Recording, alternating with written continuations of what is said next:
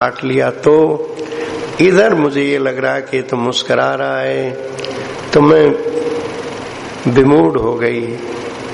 ये भूल भुलैया का सा खेल मुझे लगने लगा। आखिर मैंने जो मुझे दिखाई पड़ता था वो बता दिया कि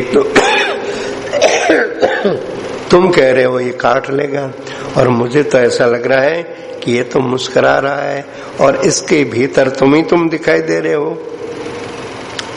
अब श्याम बोले कि अरे अब तो यहां से भागना ही पड़ेगा। तुमने अपनी दृष्टि डाली, तुम्हारी दृष्टि में तो मैं ही भरा रहता हूँ, तुझे तो सर्वत्र मैं दिखाई देता हूँ। उसी आंखों से तुमने उसको देख लिया, तो अब मेरा बल भी इसमें चला गया। अब तो ये मेरे समान बलवान हो गया, इसलिए अब तो एक ही उपाय बचा है कि तुम्हें मैं गोद में उठा करके इतनी तेजी से भागूं कि ये हमारा पीछा न कर सके। अब इस उपाय को सुनकर के बाला को अच्छा नहीं लगा कि सर्प तो अकेला और ये मेरे को लेके भागेंगे। कहीं दुर्देव से सर्प की गति तेज हुई और पीछे से इसने काट लिया, तो ये तो मुझे बताएंगे नहीं कि सांप ने काटा है। फिर अतः ये उपाय तो ठीक नहीं है। ऐसी बहुत सी बात सोचते सोचते सोच ही रही थी, इतने में उस सर्प ने बड़ी जोर से फुफकार मारी। उस फुफकार मारते ही बाला सिहर उठी। सांवर बोले, देख लिया ना, तुमने कुछ देर कर दी, अब तो इससे भिड़ना ही पड़ेगा। ऐसा कह करके सांवर अपने दुपट्टे को कमर में कसने लगे। इससे भिड़ना ही पड़ेगा, तो भिड़ने वाला सबसे पहले अपनी कमर कसता है। सांवर कमर कसने लगे। अब बाला सोचने लगी कि ये कहते हैं कि मैंने दृष्टि डाल दी इसलिए मेरे समान बलवान हो गया, तो मेरे से जब इसको बल मिला है तो इसका मतलब है कि इससे ज्यादा बलवान मैं हूं, और मैं ही कहीं इस पर झपट पड़ी तो मेरा क्या कर लेगा ये। अब इस बात को यदि इनसे कह दूंगी तो ये मुझे रोक लेंगे। 7 हाथ की दूरी थी सर्प में और इनमें, 7 हाथ की दूरी थी। बाला अचानक बिजली का सा बेग लेकर के उछल पड़ी सर्प के सामने कि ले, सचमुच में यदि तू सर्प है तो काट, और नहीं तो ये भ्रमजाल बिछाना छोड़। तो उछल के जैसे ही गई तो एक क्षण के लिए आंख बंद हुई, दूसरे ही क्षण उसको अनुभूति हो रही है कि मुझे सांवर ने अपनी कोमल बाहुओं में ले रखा है। आंख खोल के पूछने लगी, सर्प कहाँ गया? तो पता है उस समय तुम बोल नहीं पाए थे, बस आंसुओं से मेरा अभिषेक कर रहे थे, आंसुओं से अभिषेक कर रहे थे, और तुम्हारी इस दशा को देख करके हम दोनों की क्या दशा हुई थी कोई समझ पाएगा? और ये भौरा क्या समझेगा? ये तो अपने प्राण हमें मिला दे तो भले ही जान ले, पर ये रो रहा है। अब रोते आदमी की उपेक्षा श्री राधा कैसे करी? परम दयालु है, परम सदा सहता है। बाला किसी को रोता नहीं देख सकती, ये रो रहा है। अतः कुछ कहना है, पर जितना कह गई हूं ना, इसी में भी मुझे बहुत लज्जा का बोध होता है कि मैं अपनी प्रशंसा इसके सामने कर गई।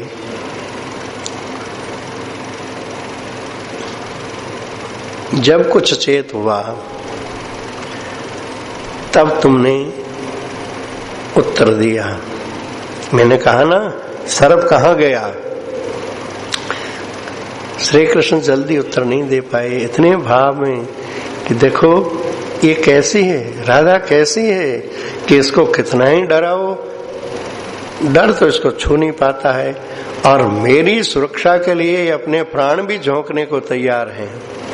हर समय अपना सर्वस्व स्वाहा किए। कबीरा यह घर प्रेम का, खाला का घर नाई, शीश काटी भूपे धरे सो बैठे घर माए। बाला का जीवन यही है। अब श्री कृष्ण बोले, राधे तुम पूछती हो सर्प कहाँ गया? अरे जिन महाभावमयी दृष्टि से पत्थर पिघल जाता है, अग्नि शीतल हो जाती है, और जिस महाभाव से भूतकाल के, वर्तमान के, भावी काल के दृश्यों में एक रसमयता का सागर उच्छलित होता रहता है, स्वभाव से ही जो सदा रस का सृजन करती रहती है, उन्हीं महाभावमयी दृष्टि से तुमने सर्प को देख लिया। सर्प बेचारा गल गया, सर्प तो गल गया, अब तो ये काला कृष्ण ही तेरे सामने आंखों में भरने के लिए रह गया है। प्रियतमे, इससे अधिक मैं क्या कहूं? कहते कहते उनकी वाणी रुद्ध हो गई, गला भराया। अब हम दोनों की इन चर्चाओं को सुन करके यमुना जी की लहरों में ऐसा उल्लास आया। ये प्रेम के जहाज है ना दोनों, इनकी प्रेममयी इस लीला को देख करके यमुना जी की लहरों में ऐसा उफान आया। सुंदरी सरोवर का जल तो उफना था विकलता में, इन व्रजांगनाओं की विकल वाणी सुन करके, इनके दुख को सुन के, और जमुना जी में लहराई उल्लास की, इनकी प्रेममयी लीला का उल्लास देख करके जमुना जी अपने कुल को छोड़ के आगे बढ़ी, और जहां ये दोनों खड़े थे इनके चरणों को धो दिया, चरणों को धो दिया। धो करके वापस अपनी, तो जब उल्लास से नदी अपने तटीय स्थानों को सिक्त करती है, गीला करती है, तो वेग से आने के कारण कुछ बालू भी तो आ जाती है साथ में। जो स्थिर जल बह रहा है वो तो बिल्कुल साफ है, पर यदि तट की ओर बढ़ेगी तो उसमें रजकण मिल ही जाते हैं।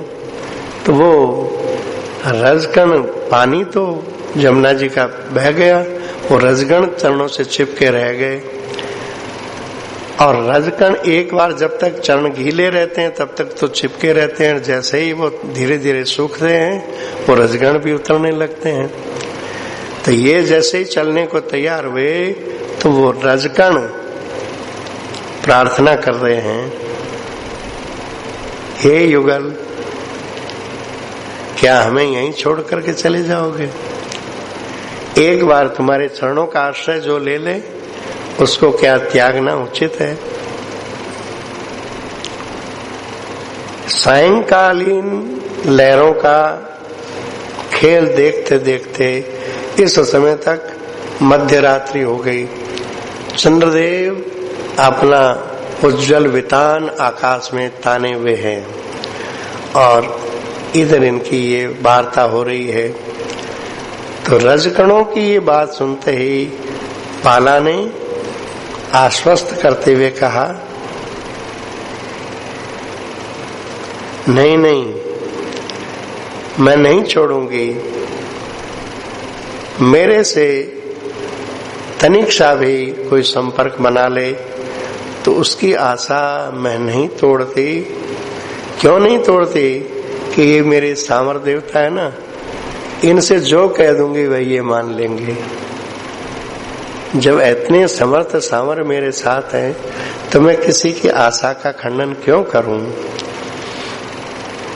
देखिए, यहाँ जिन छंदों का अभी वर्णन कर रहे हैं, ये छंद पूज्य बाबा के श्रीमुख से गा करके श्री महाराज जी को सुनाए गए थे। वृंदावन वाले श्री बालकृष्णदास जी महाराज को बाबा ने सुनाया था, हम लोग भी वहां बैठे सुन रहे थे। लीला है नित्य धाम की, पर इस प्राकृत जगत में इस लीला का एक विशेष अर्थ और है। वो क्या है? ये रजकण जो है ना, इन रजकणों की गिनती में यहाँ के प्राणियों को मान लें और यहाँ का कोई भी व्यक्ति श्री राधा का किंचित भी स्मरण पूजन कर रहा हो और वो श्री राधा रानी से प्रार्थना कर रहा हो, हे श्री राधे, हे राधे, हे श्याम प्रियतमे, हम हैं अतिशय पामर दीन, काम राग में क्या है, हम अत्यंत पामर जीव हैं और जगत के प्रपंचों में लीन हैं, और तुम्हारा दरबार ऐसा है कि जहाँ ऋषि मुनि योगियों का भी प्रवेश नहीं है, तो हमारे जैसे पामरों की तो कोई वहां गिनती नहीं है। पर हाँ, एक प्रार्थना है, हम पामर भले ही हैं पर हैं हम तुम्हारे ही, हैं तो हम तुम्हारे ही। इस नाते हम प्रार्थना करते हैं कि अपने उस प्रेम राज्य के किसी कोने में कोई सा एक छोटा सा कोना ही रहने के लिए दे दो, तो क्या होगा, वहां की उस पवित्र रज का स्पर्श पाते ही हमारे तमाम पाप दूर हो जाएंगे, फिर हम तुम्हारे सेवा लायक बन जाएंगे। अतः सहज दयामयी दीन वत्सला, ऐसा करो स्नेह का दान, जीवन मधुप धन्य हो जिससे कर पद पंकज मधु का पान। इसलिए हे श्याम प्रियतमे, हे श्री राधे, हमें तुम ही अपना लो, अपने योग्य बना लो। ऐसी यदि कोई प्रार्थना करता हो तो श्री राधा कहती है, कोई भी हो, कैसी भी हो, जो जुड़ी तनिक सी है प्रियतम, आशा उसकी क्यों तोड़ूं, आशा उसकी मैं क्यों तोड़ूं, सामर्थ्य है मेरे प्रियतम, कह दूंगी जो कर देंगे, फिर यह तो है पद थामे प्रियतम। और केवल पद थामे है इतनी बात नहीं है, इसमें पात्रता भी है। क्या पात्रता है? दैन्यता ही पात्रता है। ये कितनी रज जो है ना, बालू का पत्थर ठोस होता है, पत्थर पे चलना सुखद नहीं, पर बालुका में तो कोमल बालुका है, गद्दा सी बिछी हुई है, कितनी मृदुला, कितनी हल्की, कितनी उजली यह है प्रीतम, जड़ बनी अपन को खोकर है, मेरे ही लिए पड़ी प्रीतम। ये वृंदावन की रस, ये प्राकृत रस नहीं है, ये तो प्रिया प्रीतम की सेवा के लिए स्वयं जड़त्व का वर्ण किए हुए हैं। संतों ने कहा, श्री वृंदावन चिद घन, कछु छवि वर्णी न जाई, कृष्ण ललित लीला के काज, धर रहे हो जड़ताई। जड़त्व का उसने आरोपण कर रखा है, जड़ नहीं है। अतः यहाँ पर श्री जी कहती है कि देखो, वहां रज की बात है, यहाँ जो साधक ऐसे हैं कि जिनमें कठोरता छोड़ दी हो, जिन्होंने कड़वी वाणी, अहंकार की भाषा, ये जिन्होंने छोड़ दी हो, विनम्रता धारण की हो और आशा प्रेम राज्य में प्रवेश पाने की हो, तो श्री राधा उनकी सिफारिश श्याम से कर देती है। श्यामर की ये दासी, इसकी निष्ठा कैसे भूले प्रीतम, कितना ही कोई अयोग्य हो, पर हैकड़ी नहीं है, विनम्रता है। तो कहते हैं ये विनम्रता किस लिए धारण की है, चार बात सुन करके भी शांत रहता है। क्यों? उसको जगत को थोड़े ही रिझाना है, मेरे सामर प्रसन्न हो। वे मेरे अंदर विनम्रता चाहते हैं, और वास्तव में हैकड़ी वाली बात तो कुछ है भी नहीं। एक आपने देखा होगा, काले काले चैंटे घूमते हैं ना, इनको जरा सा कोई छू जाए, ऐसे ऐसे करते हैं मानो अभी हम काट लेंगे तुमको। बिच्छू छोटा सा होता है, पर ऐसे तान के चलता है जैसे प्रलय कर दूंगा। और चेंट पर अभी अंगुली ऐसे धर के दबा दो तो दब जाएगा, मर जाएगा। मतलब सामर्थ्य तो इतनी सी है, और गुस्सा ऐसा है कि जैसे अभी प्रलय कर देगा। वासुकी सर्प में इतना विष है कि वो फुफकार मारे तो ब्रह्मांड भस्म कर दे। वो तो शांत है, और बीच में एक बिंदु जहर है, वो इतना हैकड़ी में है। तो ये क्या है? तुच्छता में ही हैकड़ी होती है, महानता में हैकड़ी नहीं होती। तो भगवान महानों के भी महान हैं। उनको पाने के लिए यदि जीवन में छोटा बने सो प्रभु को पावे। बाबा ने भी इसे प्रेम साधना के लिए सबसे पहली शर्त रखी है कि इस प्रेम जगत की साधना में पैर रखना हो तो पहला नियम रखिए, तन मन में माल महा दीनता में धरे। तन में मन में दीनता, विनम्रता। महाप्रभु चैतन्य देव भी कहते हैं, भगवत गुणानुवाद गाने हो तो तृणादपि सुनीचे ने तरोरिव सहिष्णुना अमानिना मान देने तब कीर्तनीय सदा हरि। ये गुण धारण करने ही पड़ते हैं। ये गुण जब तक जीवन में नहीं आते हैं तब तक भजन करते हुए भी भजन का जो लाभ मिलना चाहिए, क्योंकि अपराध बन रहे हैं साथ के साथ। अपराध बनने से भजन का प्रभाव जागृत नहीं होता। तो यहाँ पर इन रजकणिकाओं को लेकर के जो श्री राधा आश्वस्त करती है, उसको जरा अपने प्रति सोच लो कि हम भी वही रजकणिकाएं हैं। यदि हम इसी भाव से इन प्रेम देवताओं से प्रार्थना करें कि हैं तो हम सर्वथा अयोग्य,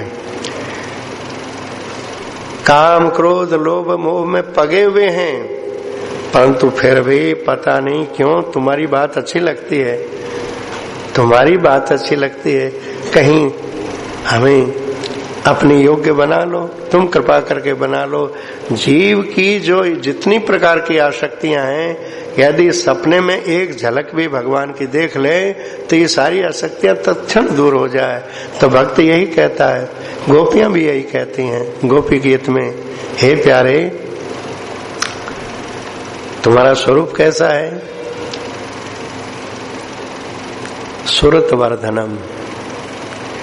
तुम्हारी झांकी देखते ही तुमसे मिलने की इच्छा हो जाती है, तुम्हारे को देखते ही दौड़ के तुमसे लिपटने की इच्छा हो जाती है, इतनी तुम आकर्षक हो।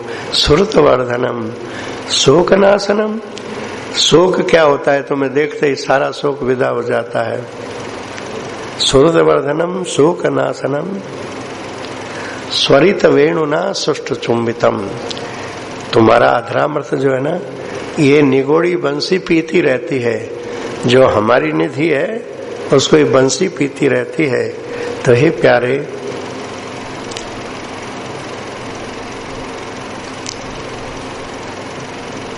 इस अधरामृत का एक बिंदु भी हमें दे दो तो क्या होगा? उपदेश देना नहीं पड़ेगा, सारी आसक्तियां तत्क्षण दूर होकर के तुम्हारे भीतर सारी वृत्तियां लग जाएगी। ऐसे ही ये रजकणिकाओं की प्रार्थना सुन करके श्री राधा कहती हैं, हे धूली तुम्हारा परम मंगल हो, परम मंगल हो, परम मंगल हो। बाबा यही तो कहते थे, बाबा आपकी कृपा चाहिए, परम मंगल हो, परम मंगल हो। पहले तो कभी कभी विनोद में ये भी कहते, मेरी कृपा मत चाहो, मेरी कृपा लोगे तो फिर छटनी शुरू हो जाएगी। क्योंकि श्री जी के चरणों की पायल में यदि कोई नग जड़ना है, या उनके कंगन में कोई हीरा जड़ना है, उनकी चंद्रिका में कोई विशेष आभूषण जड़ना है, तो चाहे जैसा नगीना जड़ दिया जाएगा क्या? पहले खरात पर चढ़ा करके उसको सुधार बनाया जाएगा। शताधिक किरणों से जब प्रकाश उगलने लगेगा तब झोरी कहेगा, हाँ ये मुकुट में जड़ने लायक हो गया है। ऐसे ही उस दरबार में हमारी कृपा चाहते हो, हम जिस राज्य में हैं वहां आना चाहते हो, तो भैया फिर छटाई शुरू हो जाएगी। प्रेम प्राप्त करनो जो चाहे, भर ले मन में अमित उमाहे, सुख दुख में हर से न रुआवे, हो पूरो तैयार।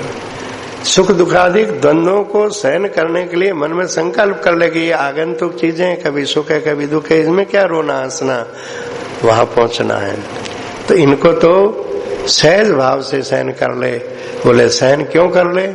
इसलिए सहन कर ले, इनको जो सहन कर लेता है वो वहां पहुंचने का अधिकारी बन जाता है।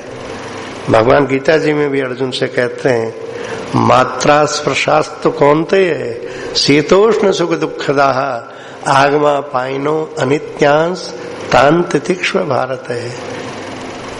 यम ही न व्यथ्यन्ते ते पुरुषम पुरुषर्षभ सम दुखम सुखम धीर सो अमृत तत्वाय कल्पते। सुख दुख को जो धीरता पूर्वक सहन कर लेता है वो अमृत तत्व है, भगवत तत्व को प्राप्त करने का अधिकारी बन जाता है। तो उस राज्य में जाने के लिए कुछ तो करना पड़ेगा ना। तो बस यही करना है, सावधानी पूर्वक जगत के द्वंद्वों में उलझे नहीं। ये तो आते रहेंगे जाते रहेंगे, आते रहेंगे जाते रहेंगे। तो धूली को श्री राधा आश्वस्त करती है, हे धूली तुम्हारा परम मंगल हो और ये मेरे सांवर देवता तुझे स्वीकार करे। इतना धूली को वरदान दे करके अब कहते कहते श्री राधा की भी आंखें भर आई। हे प्राणनाथ हो गई देर, अब चलो कुंज में हे प्रियतम। काफी देर हो गई, मध्य रात्रि हो गई, अब चलते हैं कुंज में। तो आंखें डबडबा आई तो श्याम के सामने देखने से और भावावृद्धि हो जाएगी, इसलिए इधर न देख करके चंद्रदेव की ओर देख करके, पर उच्चारण क्या करती है? चंद्रमा उजला है कि श्याम है? तो आंखों में तो श्याम चंद्र भरा हुआ है, देख रही आकाश स्थित चंद्रमा को, कहती है हे श्याम चंद्र किरणों का हूँ स्वागत करती कहती प्रीतम, देते रहना शीतलता ही अविराम यहाँ सबको प्रीतम, फिर रास दिखाऊंगी तुमको कह चली चले तुम भी प्रीतम। हे श्याम चंद्र अर्थात हे कृष्ण चंद्र, तुम्हारी इस अहित की कृपा का मैं स्वागत करती हूँ। बस इसी प्रकार इस वृंदा कानन में तुम सबके मनोरथों को पूर्ण करते रहना, सबको शीतलता प्रदान करते रहना। सब जीव जंतु परम प्रसन्न रहेंगे तो मैं प्रसन्न, अतिशय प्रसन्न होकर के फिर तुम्हें रास दिखाऊंगी। रास परम उल्लास का नाम ही रास है। अत्यंत उल्लास भरी श्री राधा ही नृत्य प्राण होकर के रास करती हैं, तो मैं तुम्हें रास दिखाऊंगी। ऐसा कह करके चलने को तैयार हुई तो शाम गलबाई दिए हुए चल रहे हैं और कुछ हंसते हुए से चल रहे हैं, कुछ बात करते हुए चल रहे हैं। शाम की हंसी से सामने फूलों का पथ बन जाता है, पर शाम फूलों के पथ में न चल करके रज में पैर रख रहे हैं। तो पूछा ये फूल तो आपके स्वागत के लिए बिछे हैं, आप रज में चरण क्यों रखते हैं? बस पूछते ही हे दयामयी, जब तुमने इच्छा कर ली ये साथ रहे तो फिर इनको मैं कैसे त्याग दूं? देखो मेरा एक नियम है, मेरे प्राणों की रानी के चरणों में जो कोई चिपक जाता है, लिपट जाता है, चरणाश्रय ले लेता है, मौखिक ही सही। श्री राधा राधा राधा। बाबा प्रेम संत सुधा माला में एक वाक्य लिखते हैं कि आपसे और कोई साधन बने चने मने, पर आप यदि मुख से राधा राधा राधा कहना सीख जाओगे ना तो ये सांवर बस में हो जाएंगे, बस में हो जाएंगे। क्योंकि ये कहते हैं कोई प्रेम से राधा राधा करे तो वो तो मुझे खरीद लेता है, मेरा निश्चित मूल्य है प्रेम प्रपूरित राधा नाम। क्योंकि राधा से भी लगता मुझको अधिक मधुर प्रिय राधा नाम, चाहे जो खरीद ले ऐसा मुझे सुना कर राधा नाम। तो राधा नाम के लोभी श्याम कहते हैं कि हे दयामयी, जब तुमने इच्छा कर ली कि रजगण हमारे साथ रहें तो मैं इनको कैसे त्यागूं? अतः इनको मैं क्या दे सकता हूँ? जो तुम्हारे चरणों में चिपक गए उनको मैं क्या दे सकता हूँ?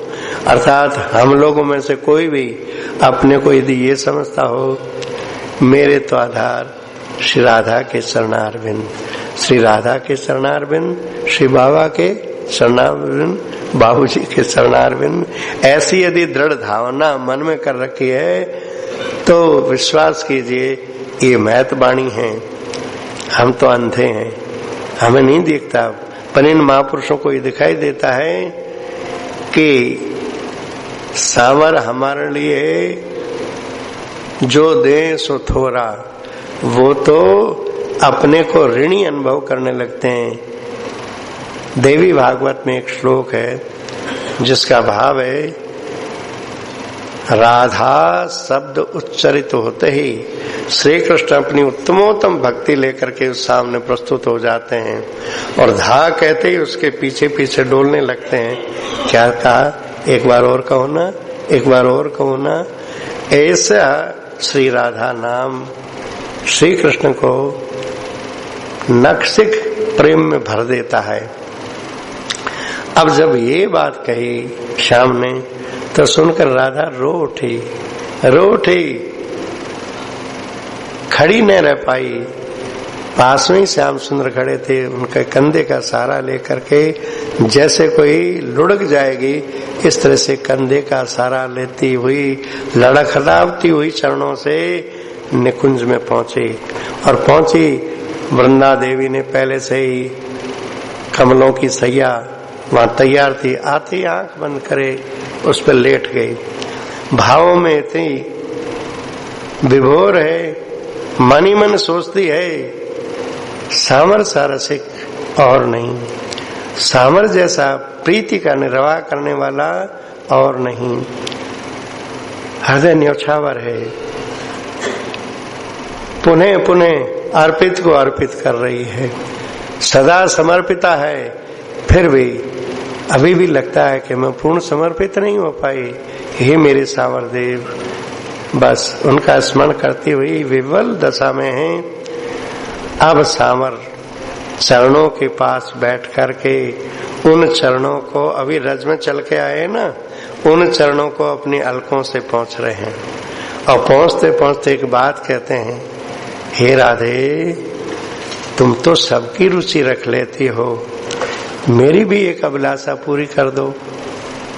अवसर देख के बात कर रहे हैं ना, तुम सबकी रुचि रख लेती हो तो एक मेरी अभिलाषा भी पूरी कर दो।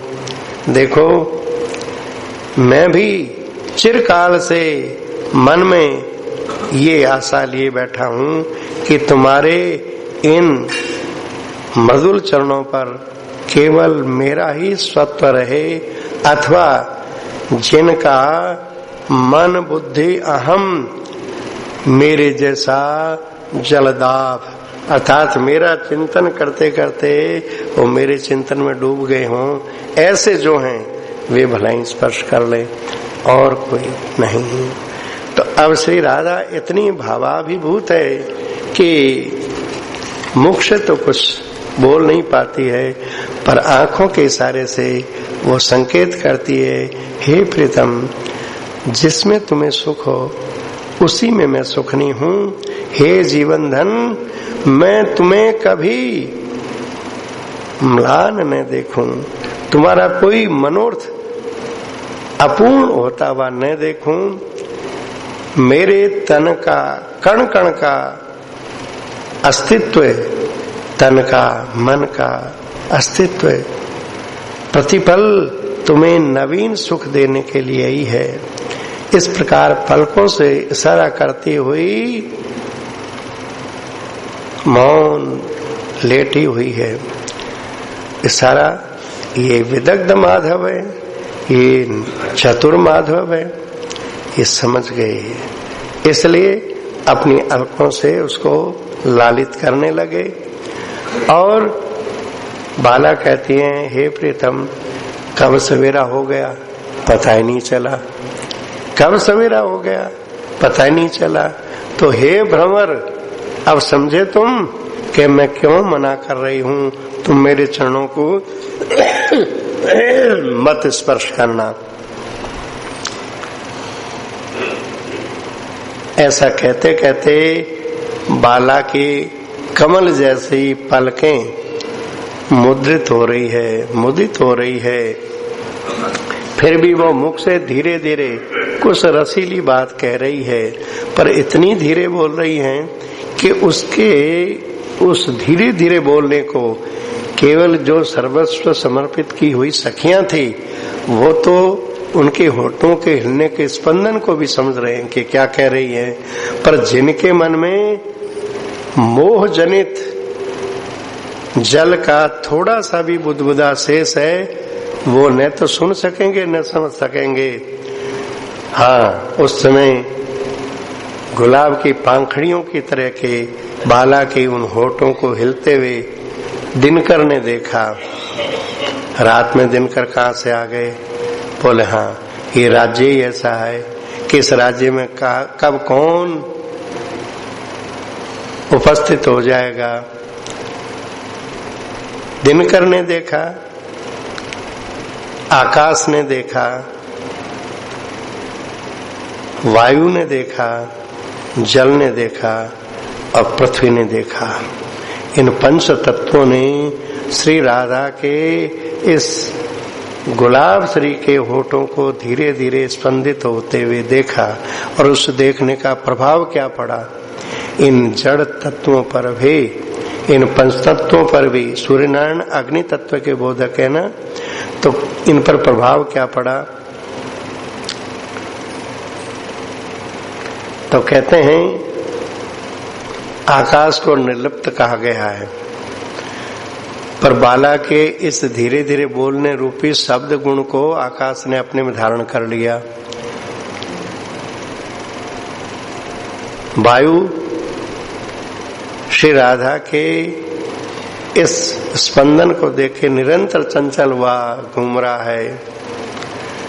नीर सरस हो गया, मीठा जल हो गया। पृथ्वी श्री राधा के इस रूप का स्मरण करके सहिष्णुता धारण कर ली। इस प्रकार 2 घड़ी तो बीत गई नीरवता में।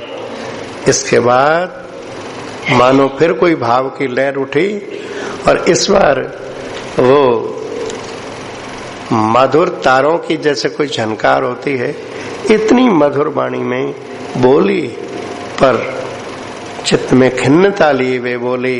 क्यों बोली? कि अब तक बाला जो कुछ बोल गई उसको देख करके बाला में फिर दैन्य का संचार हुआ।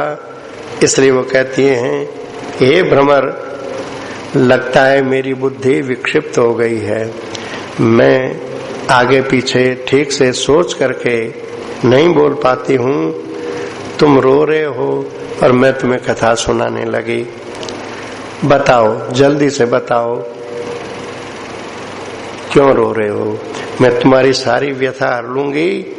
ऐसे कहते कहते फिर ध्यानस्थ हो गई और थोड़ी देर ध्यानस्थ होने के बाद फिर बोल उठी, हे भ्रमर, जब तुम कुछ बताते ही नहीं हो तो चलो मैं उन्हीं से पूछ लेती हूँ। बस क्षण भर आंख मूंदी और बोली, हाँ हाँ हाँ, मैं समझ गई तुम क्या चाह रहे हो। आशा महो चरण रेणु महम झुसुम श्याम वृंदावने किमपि गुलम लतोषधि नाम। यही चाहते हो ना कि मैं इस वृंदावन में कुछ झाड़ी लता आदि बन जाऊं। ठीक ठीक, ये तो मैं तुम्हें दे ही देती हूँ, कुछ अपनी ओर से भी दे देती हूँ। अब देखिए, जो अपनी ओर से श्री राधा देती है, इतिहास में कहीं ऐसा वर्णन मिलेगा नहीं। ऐसा महादान आत्मदानी भगवान है और यही स्वभाव श्री राधा का है। अवधरदानी भगवान शिव का स्वभाव और श्री राधा का स्वभाव एक जैसा है। ठाकुर जी किसी को प्रेम दान करने में 10 बार सोचेंगे और श्री राधा जो आया देगी प्यार समान, हर हालत में लाडली, परम उदार दरबार है। इसलिए वो कहती हैं, तुम जो चाहते हो वो तो दे ही दिया, अब मैं जो दे रही हूं वो सुन लो। ध्रुम लता तथा भुजलता बनो उनकी सदासी की प्रीतम, सुख संग मिले उनका तुमको खंडित न काल से हो प्रीतम।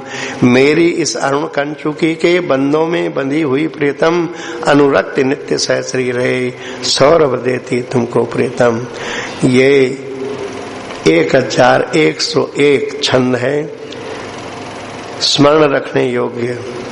श्री राधा का दान तो देखिए, वो कहती हैं तुम वृंदावन की लता बनो, ठीक, पर मेरी भुजलता में भी तुम्हारा निवास हो जाए, मेरी भुजलता में भी तुम्हारा निवास हो जाए, क्योंकि ये मेरी भुजलता श्याम के कंठ से वेष्टित रहती है, तो श्याम का संग तुम्हें निरंतर प्राप्त हो, काल से खंडित न हो।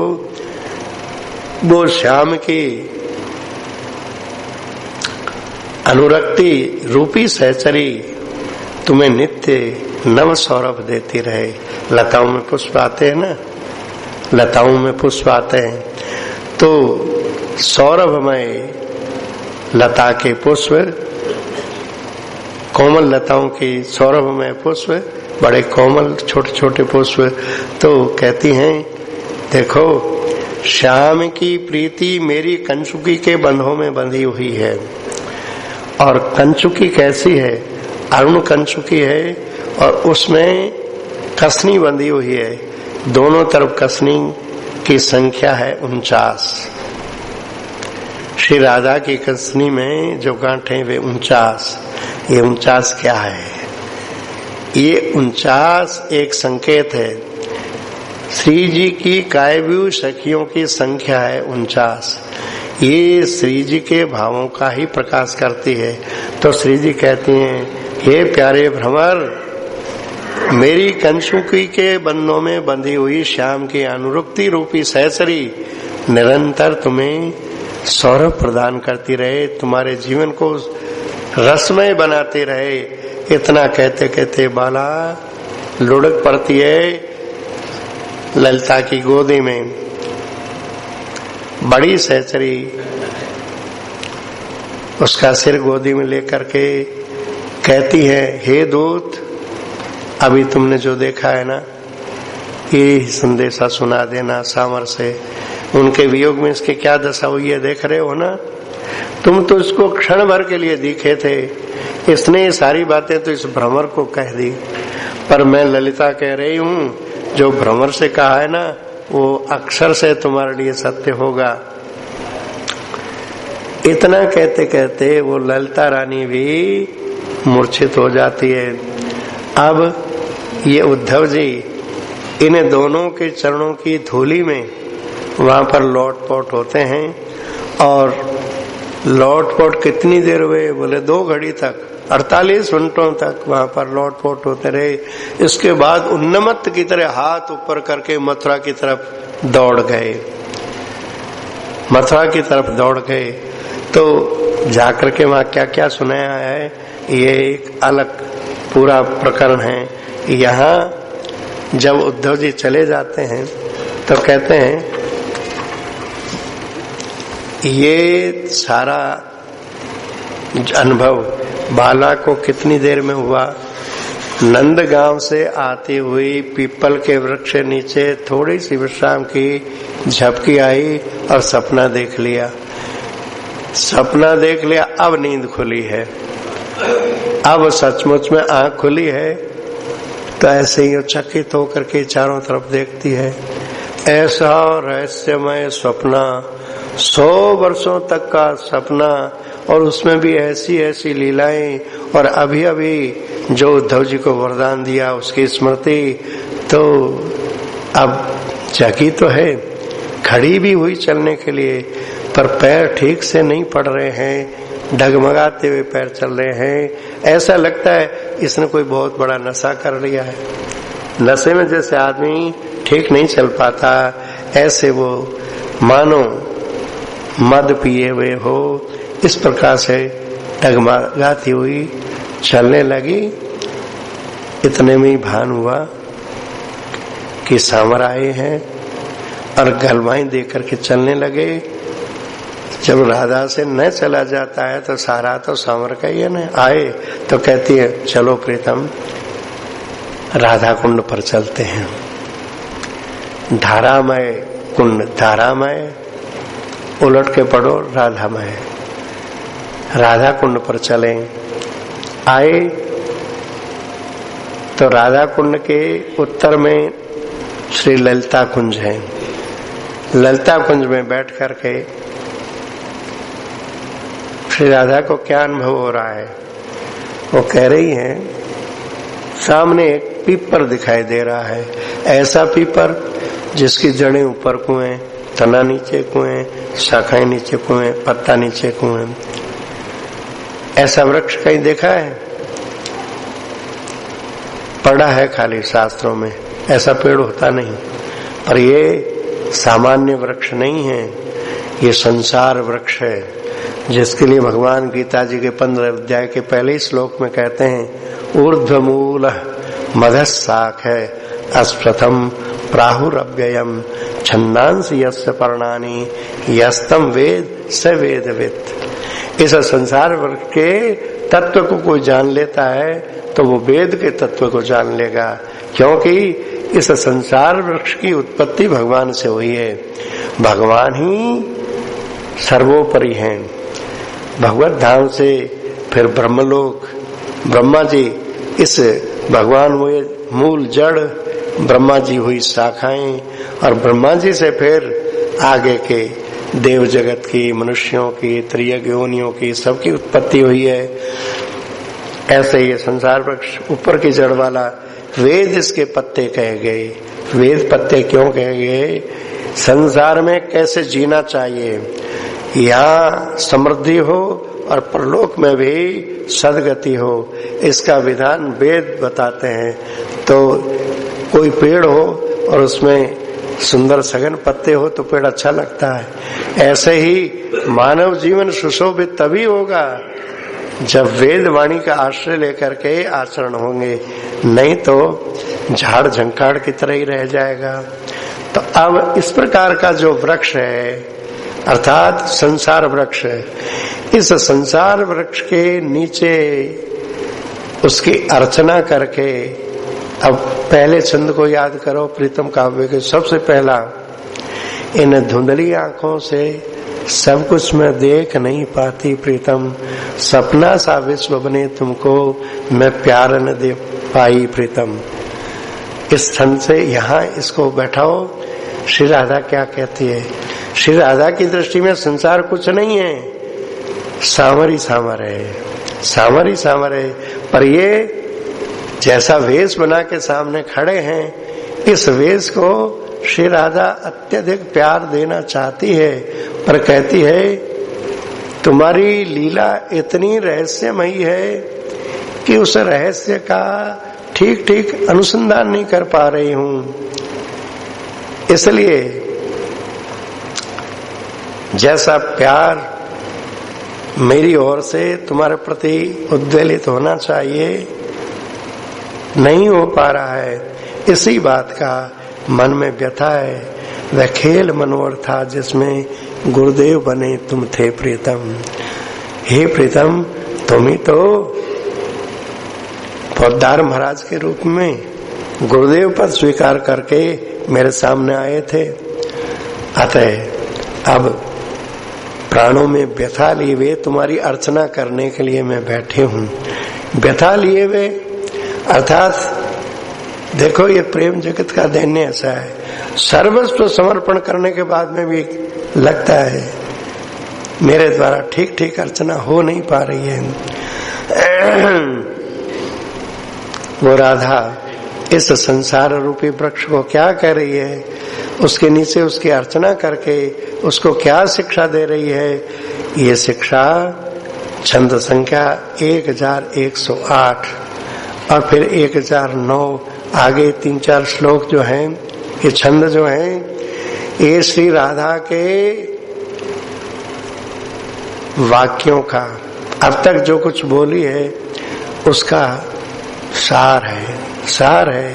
वो कह रही हैं कि प्यारे, तुम ही तो मुझको ये बताया है कि तुम ही हो, अरे बार बार घोषणा करते हैं, मत्त परतरम नान्यत किंचित अस्ति धनंजय, मई सर्वमिदं प्रोतम सूत्रे मणिगणा इवे।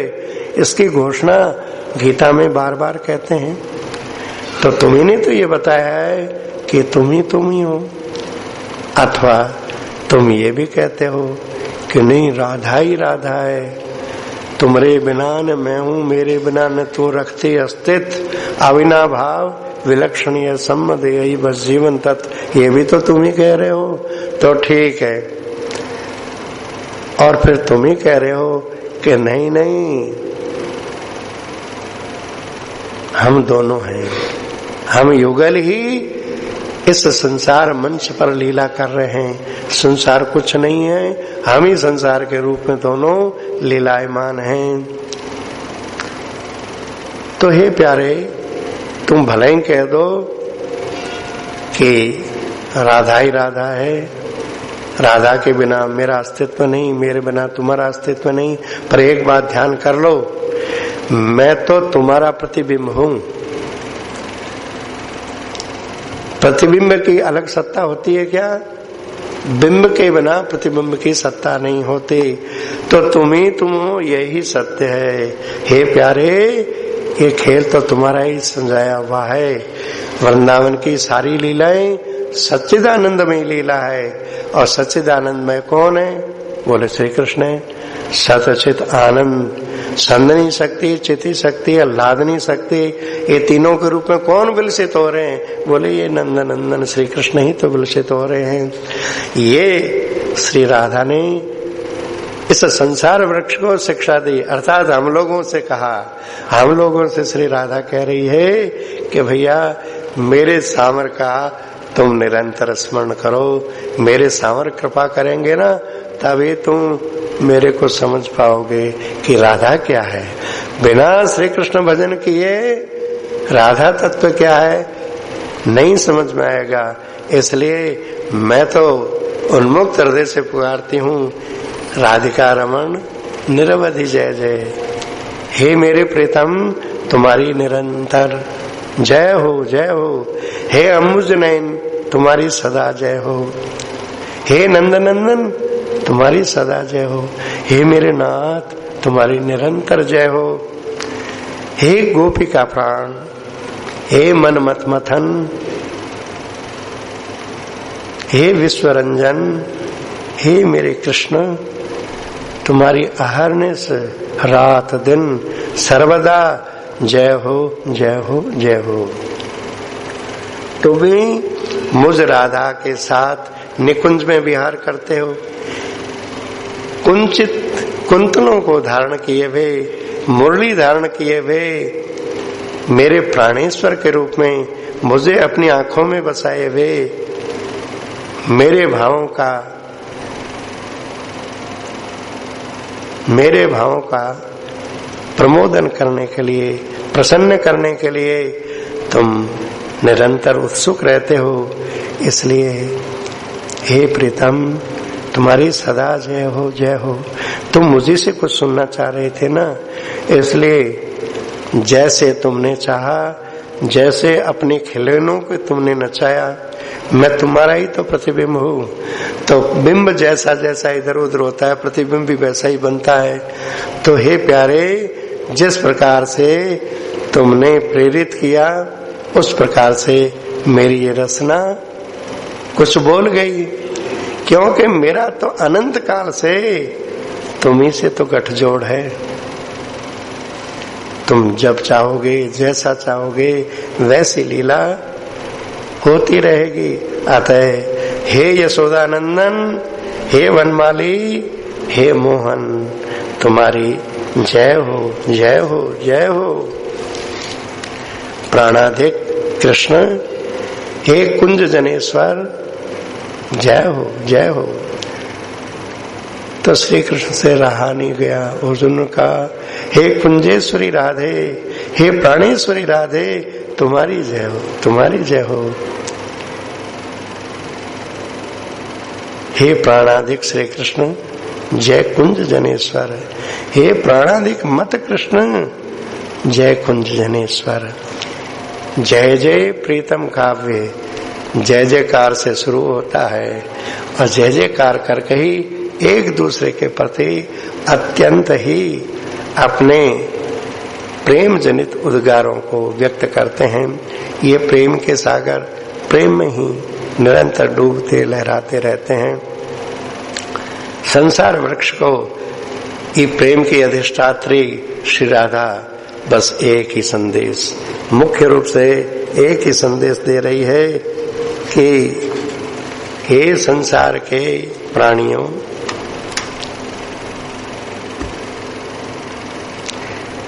ये जो संसार की जितनी भी अभिव्यक्ति है, ये अभिव्यक्ति मेरे सामर की इच्छा का ही परिणाम है।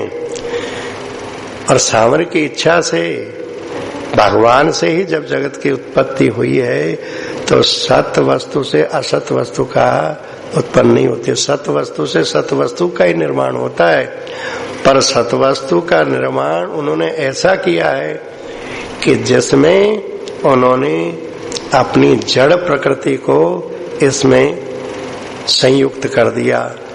तो चिन्मयी लीला होते हुए भी वो जड़त्व धारण कर ली।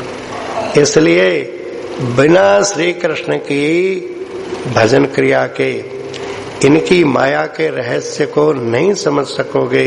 अतः है तो श्री कृष्ण का ही सर्वत्र विलास, पर यदि मेरी प्रेम पाठशाला में जब तक भर्ती होकर के कृष्ण कृष्ण कृष्ण निरंतर कहना और केवल बला टालने के लिए नहीं, इतने प्रेम से कृष्ण कृष्ण कहते जाओगे, बस शुरू कर दोगे तो हृदय अपने आप उमड़ेगा। आंसू अपने आप नहीं, आंसू कहने से नहीं आते, आंसू तो जब हृदय में भाव उमड़ता है तो टपक पड़ते हैं। और ऐसे प्रेमांशुओं से हृदय को भिगोते हुए कृष्ण कृष्ण करते रहोगे तो अभी थोड़ी देर पहले बताया ना कि पाठशाला में बस इस एक अक्षर को ठीक से याद कर लो, इसी से आगे की सारी ताली चाबी मिल जाएगी। प्रेम पाठशाला का ये मंत्र ही आगे की बातें कौन कौन सी है। जैसे कहा ना, बंसी के 7 स्वर, बंसी सुनाई पड़ेगी, उसमें 7 स्वर, तो 7 स्वर वे भावों के प्रतीक है। रति प्रेम, रति स्नेह, मान, प्रणय, राग, अनुराग, महाभाव, ये स्तर है। इन स्तरों को अलग अलग पढ़ना नहीं पड़ेगा, बस इसी से सारी की ताली खुल जाएगी कि तुम निरंतर कृष्ण कृष्ण कृष्ण, बस इसको याद कर लो। ये कृष्ण नाम निरंतर चलता रहे, सब मिल जाएगा। पीछे के राधिका रमण अंबुज नयन को गा लेते हैं। आज 15 मिनट का समय ज्यादा हो गया है, इसलिए कि आज यहाँ पर ये संपन्न हो रहा है प्रीतम काव्य।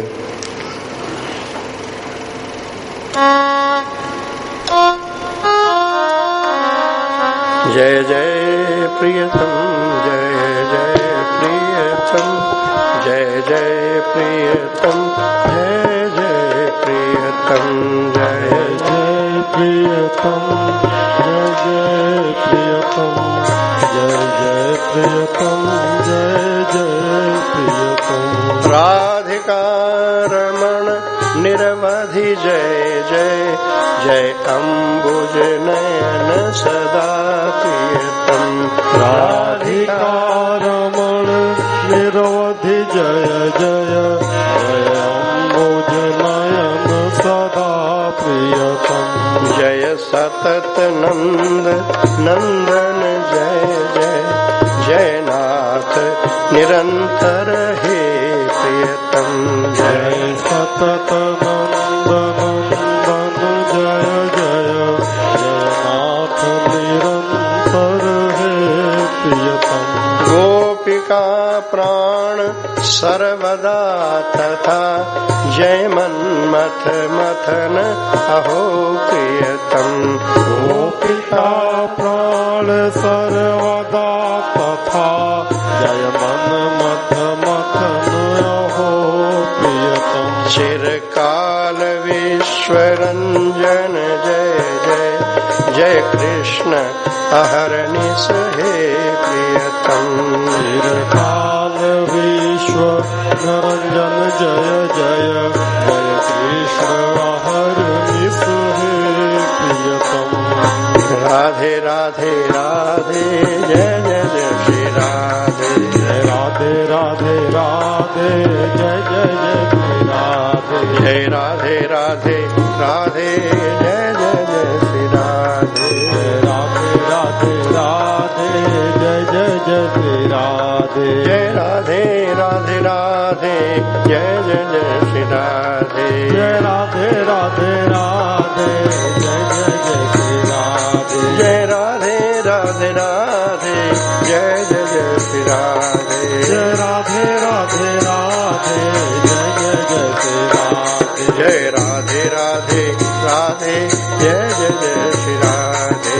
राधे राधे राधे जय जय जय श्री राधे। जय राधे राधे राधे जय जय जय श्री राधे। राधे राधे राधे जय जय जय श्री राधे। जय राधे राधे राधे जय जय जय श्री राधे। जय राधे राधे राधे जय जय जय श्री राधे। जय राधे राधे राधे जय जय जय श्री राधे। जय राधे राधे राधे जय जय जय श्री राधे। जय राधे राधे राधे जय जय जय श्री राधे। राधे राधे राधे जय जय जय